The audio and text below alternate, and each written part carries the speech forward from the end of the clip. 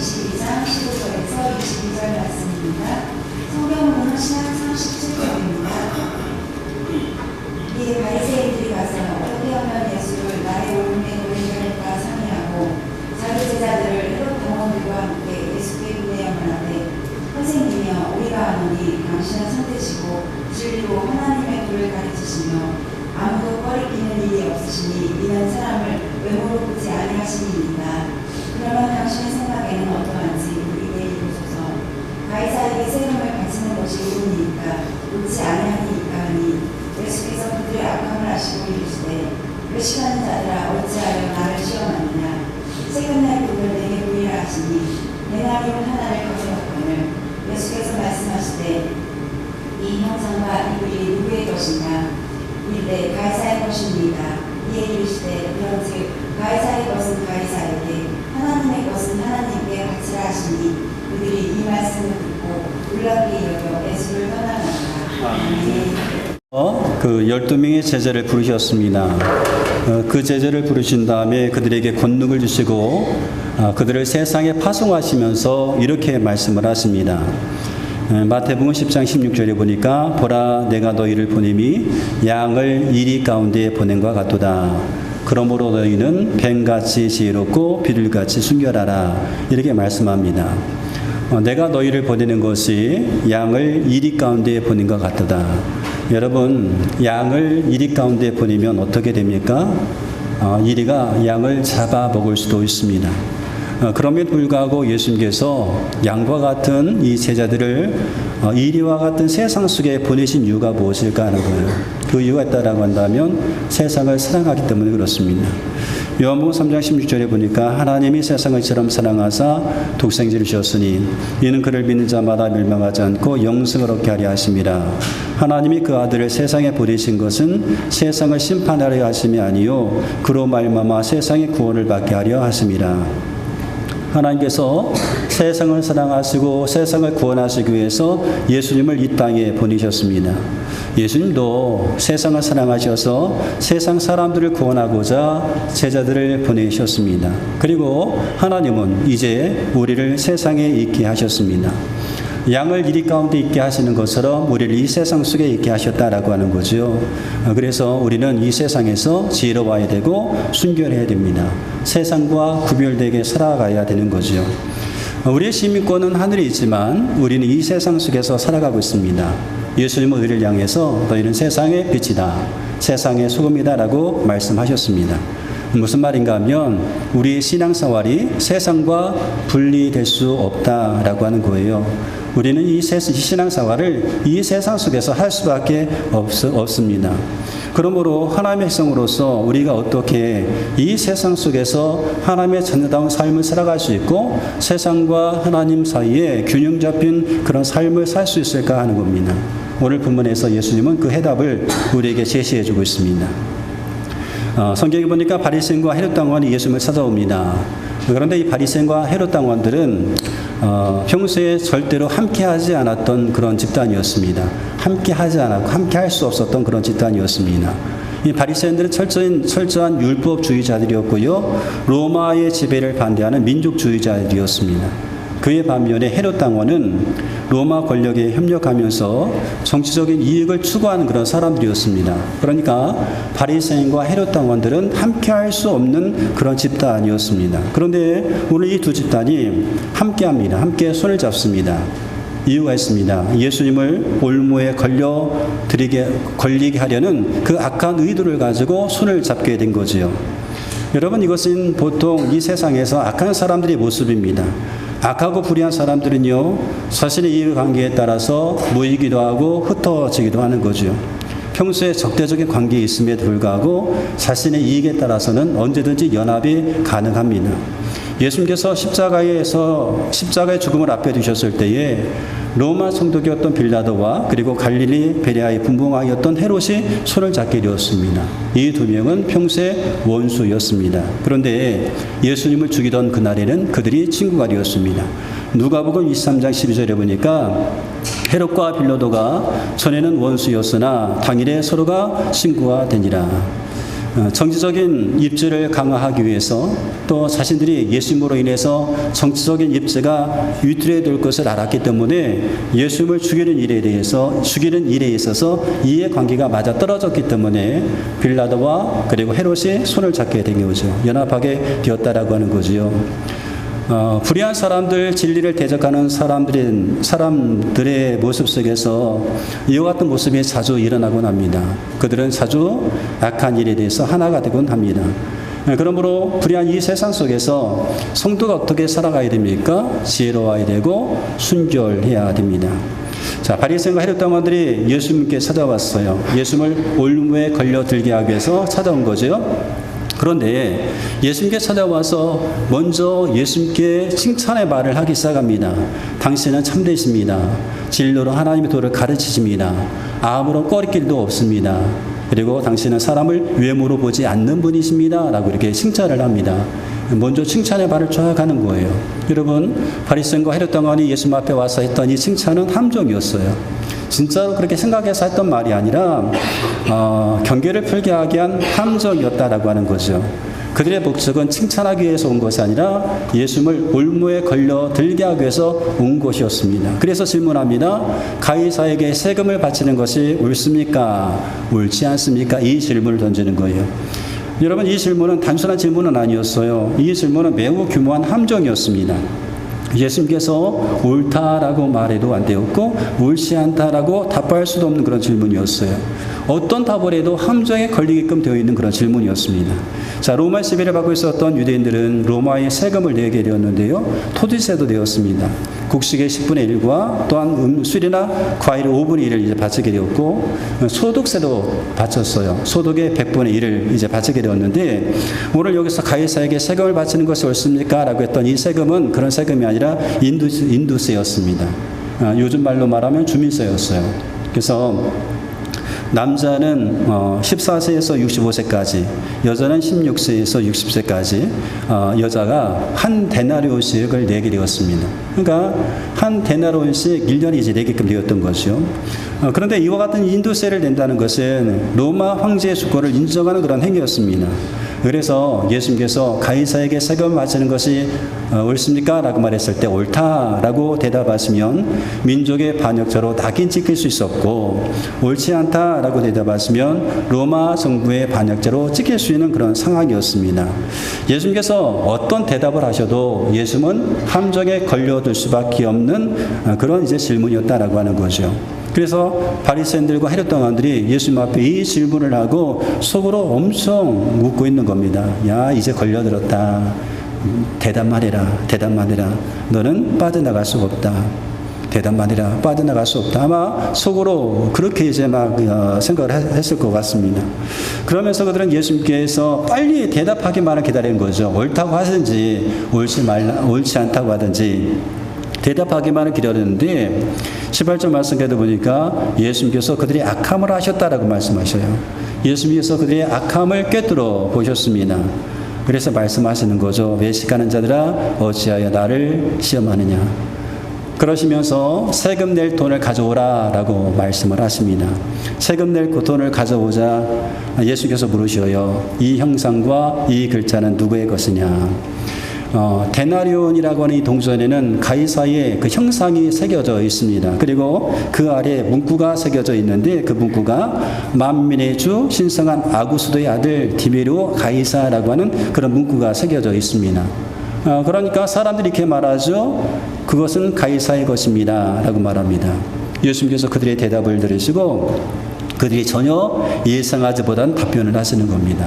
가이사의 것은 가이사에게, 하나님의 것은 하나님께 바치라. 이것이냐 저것이냐 답을 요구했는데 예수님은 전혀 새로운 답을 제시해 주시는 겁니다. 가이사의 것은 가이사에게, 하나님의 것은 하나님에게 바쳐라.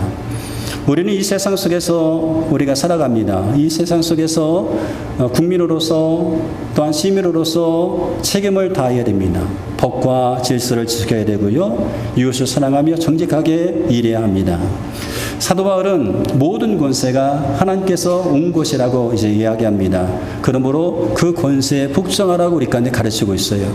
로마서 13장 말씀 1절부터 7절 말씀을 보면 사람은 누구나 위에 있는 권세에 복종해야 합니다. 모든 권세는 하나님께로부터 온 것이며 이미 있는 권세들도 하나님께서 세워주신 것입니다.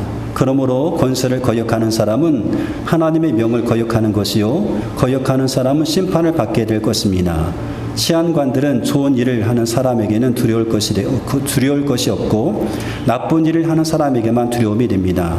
권세를 행사하는 사람을 두려워하지 않으려거든 좋은 일을 하십시오. 그러면 그에게서 칭찬을 받을 것입니다. 권세를 행사하는 사람은 여러분 각 사람에게 유익을 주려고 일하는 하나님의 일꾼입니다. 그러나 그대가 나쁜 일을 저지를 때에는 두려워해야 합니다.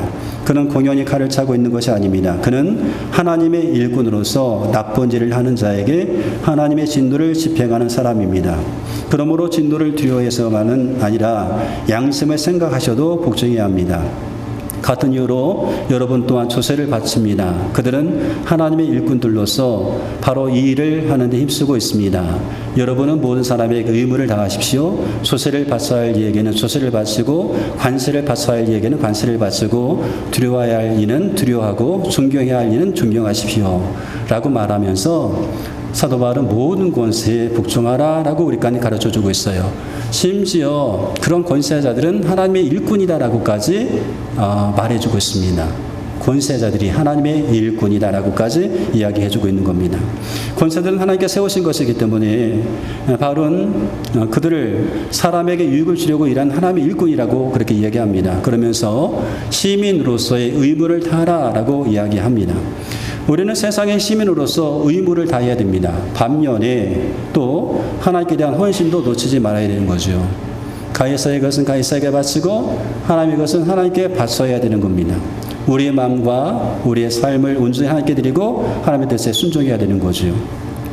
이 세상의 시민으로서의 그 삶에도 충실해야 되겠지만 하나님 나라의 시민으로서의 삶도 그 의무도 다해야 되는 겁니다. 우리는 마땅히 하나님께 드려야 될 것을 드려야 되는 겁니다. 하나님께서 우리를 통해서 영광과 존귀를 받으셔야 된다는 거죠. 가이사의 것은 가이사에게 바치시고 하나님의 것은 하나님께 바쳐야 됩니다. 오늘날 우리는 이 두 가지 책임을 다 감당해야 되는 거예요.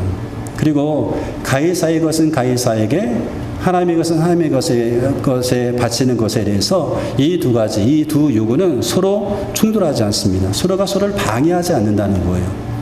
가이사의 것은 가이사에게 바치고 하나님의 것은 하나님께 바치는데 이 두 가지 요구가 서로 충돌되지 않습니다. 그렇게 하면 되는 거예요. 그런데 어떤 경우에는 충돌할 때도 있다는 거죠.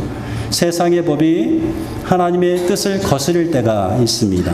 그럴 때는 어떻게 해야 될까요? 그럴 때 우리는 다니엘을 통해서 지혜를 배울 수가 있습니다. 다니엘은 바벨론 포로로 잡혀갔어요. 바벨론 포로로 잡혀가서 바벨론 왕궁학교에서 3년 동안 이제 교육을 받게 되었는데요. 바벨론의 언어와 문화를 이제 배우게 됩니다. 그런데 그렇게 배우면서 왕이 제공하는 그런 음식을 이제 먹게끔 되어 있었습니다.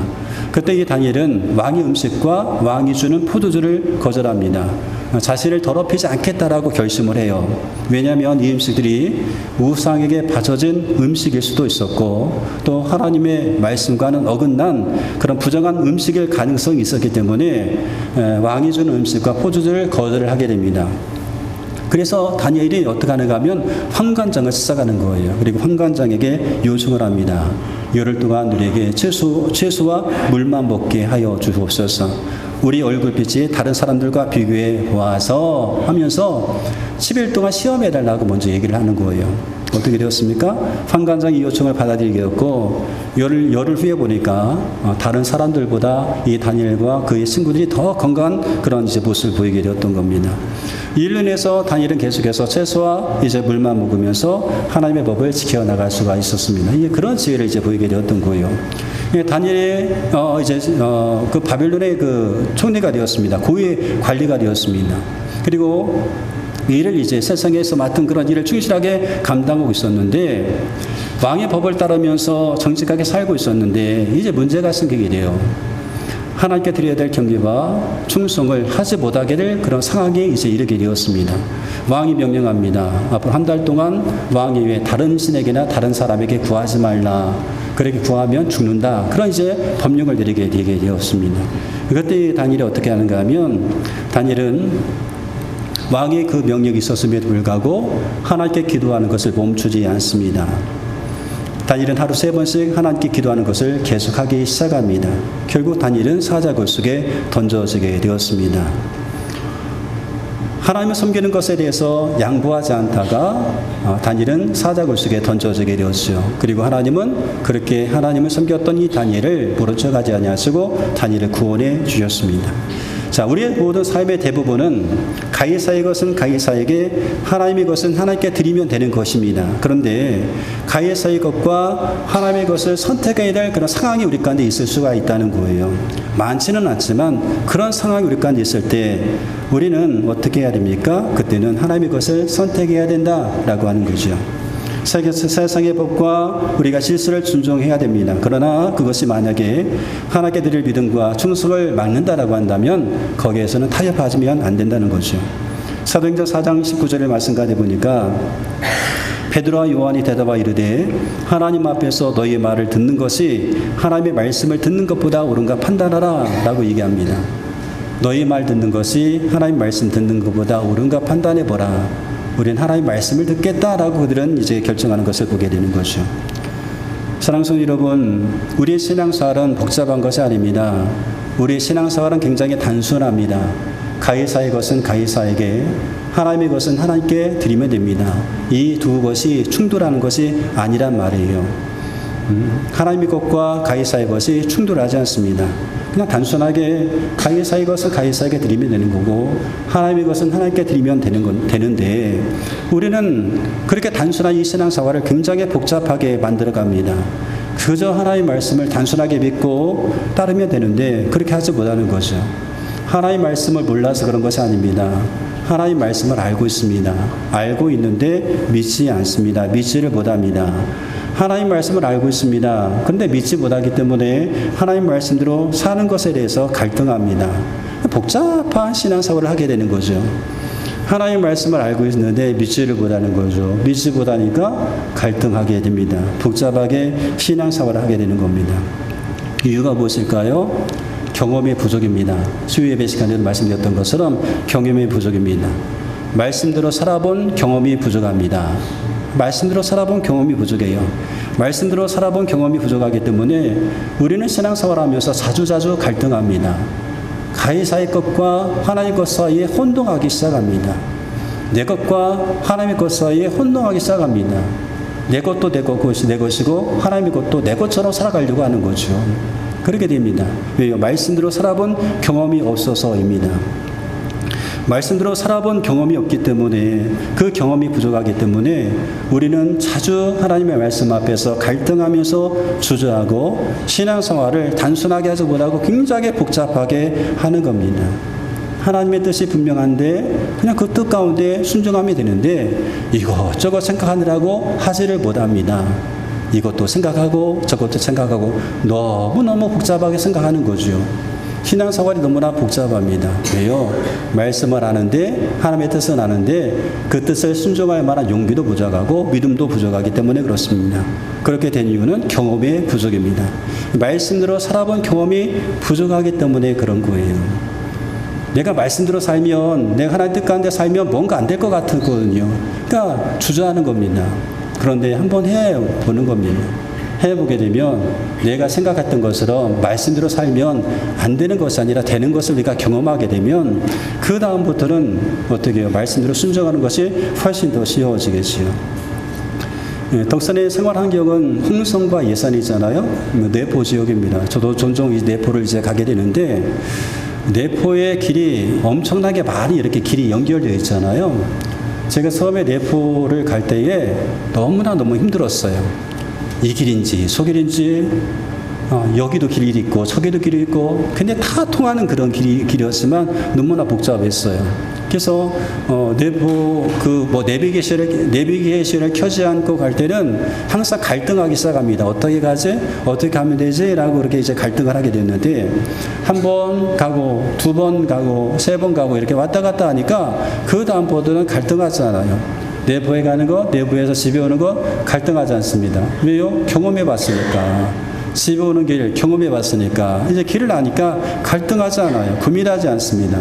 내비게이션 키지 않습니다. 아니까요. 왜요? 그만큼 많은 경험이 있기 때문에 그러한 거죠. 우리의 생활이 왜 복잡합니까? 왜 하나님의 말씀 앞에서 주저하고 있습니까? 경험이 부족해서 그렇습니다. 말씀대로 살아본 경험이 적기 때문에 갈등하는 거예요. 그러니까 말씀대로 사십시오라고 말하면 갈등하는 거죠. 그런 분 경험이 없거든요. 가해사의 것은 가해사에게 드리시고 하나님의 것은 하나님께 드리십시오 라고 해도 갈등하는 거예요. 그렇게 해본 적이 없거든요. 하나님의 것을 하나님께 드리는 것 해본 적이 없거든요. 그러니까 갈등하기 시작하는 겁니다. 말씀대로 살아보세요. 이거 하나님의 뜻입니다. 하나님께서 원하신 것입니다. 우리가 알거든요. 무엇이 하나님께서 기뻐하시는 일이다 라고 알잖아요. 이런 모르시는 건 아니잖아. 정말 하나님께서 원하시는 것이 무엇인지, 하나님이 기뻐하시는 것이 무엇인지 우리가 알잖아요. 그런데 알면서도 우리가 하지 않습니다. 왜? 복잡하거든요. 마음이 복잡하거든요. 분명히 길이 이 길은 다른 길인데 이 길로 갈 수가 없는 거예요.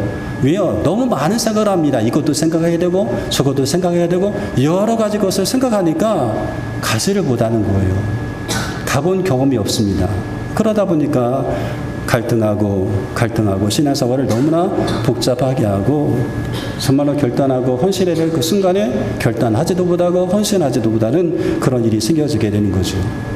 신앙생활은 단순해야 됩니다. 가해사의 것은 가해사에게, 하나님의 것은 하나님께 드리면 되는 겁니다. 믿음은 단순합니다. 믿음에는 확신이 있습니다. 갈등하지 않습니다. 하나님 말씀하시면 그저 예하고 순종하면 되는 거죠. 하나님께서 말씀하시면 믿음으로 행동하면 되는 거죠. 그런데 왜 우리가 그렇게 못해요? 그래서 그렇게 살아본 경험이 부족하기 때문에 그렇죠. 근데 어떻게 해야 됩니까? 그런 경험을 우리가 자주 해야 되잖아요. 내가 이 길로 가면 하나님 말씀대로 살면 안 될 것 같은 그런 생각이 들어서 복잡한데 그래도 하나님께서 말씀하시니까 한번 그 길로 가보는 거죠. 내 생각에는 이 길로 가야 되는데 하나님께서 말씀하신 길이 이 길이라고 하시는 거예요. 그럼 내 생각이 아니라 하나님 말씀대로 한번 가보는 거죠. 가보게 되면 경험하게 되는 것 아니겠어요? 정말 하나님께서 말씀하신 대로 갔더니 정말 여기에 진리가 있고 이곳에 문제 해결이 있고 여기에 하나님의 도움이 있었구나 라고 하는 것들을 우리가 경험하게 되면, 그런 경험이 축적되게 되면 그 나쁘는 고민하지 않잖아요. 뭐가 갈등이 있겠습니까? 근데 가는 거죠. 지금까지 여러분 인생 살아오시면서, 신앙 살아오시면서, 한번 되돌아보시기 바랍니다. 말씀대로 여러분 살아가지고, 여러분이 하나님의 말씀대로 살아서 후회해 본 적이 있습니까? 손해 본 적이 있습니까? 내가 말씀대로 살았더니 내 삶이 이렇게 손해가 되었어. 하나님 말씀대로 내가 순종했더니 내 삶이 이렇게 되었어. 그런 적이 있습니까? 그런 적이 있는가 하는 거예요. 여러분, 신앙생활은 너무나 단순하고 너무나 평범한 거죠. 그러니까 단순하게 여러분 믿으시고 복잡하게 신앙생활을 하지 않으시면 되는 겁니다. 아이들이 아빠를 믿잖아요. 아이들이 아빠를 믿습니다. 용준이, 용빈이가 클 때는 심한 장난을 냈어요. 어떤 장난인가 하면 침대에서 막 뛰는 거예요. 아빠다 하면서 침대에서 막 뛰는 거예요. 펄쩍 뛰는 거죠. 아이들이 뛰는 이유가 있습니다. 내가 뛰면 아빠가 잡아줄 거야 라고 하는 그런 믿음이 있기 때문에 뛰는 거죠. 얘들이 한번 뛰어봐, 아빠가 잡아줄게. 아이들 망설이지 않습니다. 그냥 펄쩍 뛰어서 오는 거예요. 왜요? 아빠를 믿기 때문에, 단순하게 믿기 때문에 그런 거고. 여러분, 신뢰 놀이라는 것 알잖아요. 눈을 감고 이렇게 서 있으면 뒤에서 두 사람이 이렇게 받쳐주는 거죠. 앞에 있는 사람이 뒤로 이렇게 넘어가면 어떻게 합니까? 뒤 사람 받쳐주는 거예요. 뒤에 사람이 자기를 잡아줄 것을 알기 때문에 어떻게 합니까? 눈을 감고 그냥 뒤로 넘어지는 거예요. 근데 만약에 우리가 믿지 못하면 어떻게 할까요? 넘어지려고 하다 뒷걸음치는 거예요. 안 넘어지려고 하는 거죠. 하나님이 우리의 삶을 받쳐줄 것을 우리가 믿는다고 한다면, 하나님이 너 눈 감고 뒤로 한번 넘어져봐 라고 해도 우리가 단순하게 그렇게 할 수가 있는 겁니다. 행동할 수가 있게 되는 거죠. 신앙생활은 복잡하지 않습니다. 너무 단순합니다. 하나님께서 말씀하시면 그저 아멘하고 순종하면 되는 거죠. 우리가 이 세상 속에서 하나님의 백성으로서 어떤 모습을 가지고 살아가야 됩니까? 여러분, 신앙생활을 복잡하게 하지 마시고 단순하게 여러분 믿으시고 단순하게 한번 순종해 보시기 바랍니다. 가해사의 것은 가해사에게 드리시고 하나님의 것은 하나님께 드리는 그런 단순한 신앙생활을 하시란 말이에요. 이게 하나님의 뜻이다 라고 말씀하시면 그 길로 한번 가보시는 겁니다. 여러분 생각에 이것저것 막 복잡하잖아요. 여러 상황에 놓여서 있어가지고 내가 이렇게 하는 것이 옳은가 그런가 복잡하잖아요. 머릿속에 너무 또 복잡합니다. 너무 복잡해가지고 아무것도 하지 못해요. 그런데 복잡하지만 이게 하나님께 정말 원하시는 것이고 이것이 하나님의 뜻이다라고 하는 것들을 여러분 안다고 한다면, 알고 그것을 믿는다라고 한다면 그 길로 가셔야 되는 겁니다. 그런 경험을 여러분 해보셔야 돼요. 그러면 그때서 비로소 하는 거죠. 내 생각대로 하는 것이 아니라 하나님의 방법들을 해봤더니 이게 되는구나, 이렇게 되는구나, 이런 경험들이 여러분 쌓여지게 되면 그 다음부터는 우리의 신앙생활이 복잡해지지 않고 단순해지는 겁니다. 여러분, 신앙생활을 복잡하게 하지 마시고 단순하게 하세요. 하나님 믿으니 여러분이 믿는 하나님의 말씀에 그저 아멘 하시고 순종하시기 바랍니다. 그런 경험들이 쌓여지게 되면 쌓여지면 쌓여질수록 복잡하지 않은 그런 신앙생활을 할 수가 있는 겁니다. 여러분, 가이사의 것은 가이사에게, 하나님의 것은 하나님께서 하나님께 바치시기 바랍니다. 우리 함께 시간